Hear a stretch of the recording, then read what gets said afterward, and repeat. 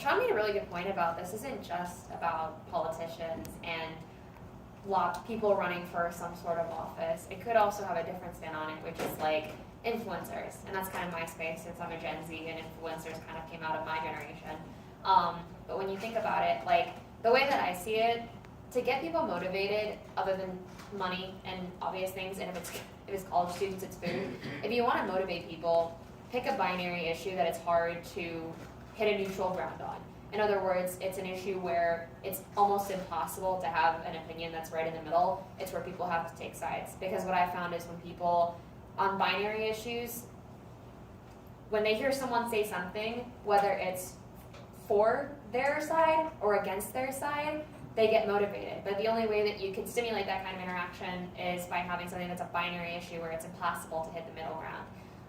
And so I brought up, and I'm not going to state my own opinions on this, but one such issue is transgender rights. It's almost impossible to hit the middle ground. Which one was it? Transgender rights. Transgender. It's almost impossible to hit the middle ground. You go one way or the other.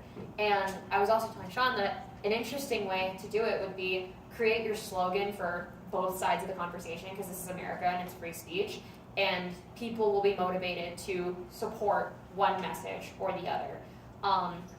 And what this all reminds me of, it seems like a combination of like Indiegogo, which is a crowdfunding platform for like startups, and there's also this website, I don't know the name of it, but you can basically, anyone can create a petition, and you can get people to sign it. We've done it for UNR a couple times when we were sick of the administration. Someone created a petition, we all signed it. You can show the administration the petition. That doesn't mean they have to do anything about it, but it shows that a lot of people are agreeing on something. This kind of takes it one step further. It's like, okay, it takes crowdfunding, it almost kind of makes a petition, but you get that petition in one person who has a platform of influence and a voice that will be heard by a lot of people. Because realistically, an influencer with 1 million followers has a bigger voice and a bigger platform than 10 people with 100 followers each. So that's just called ideas that I had to present.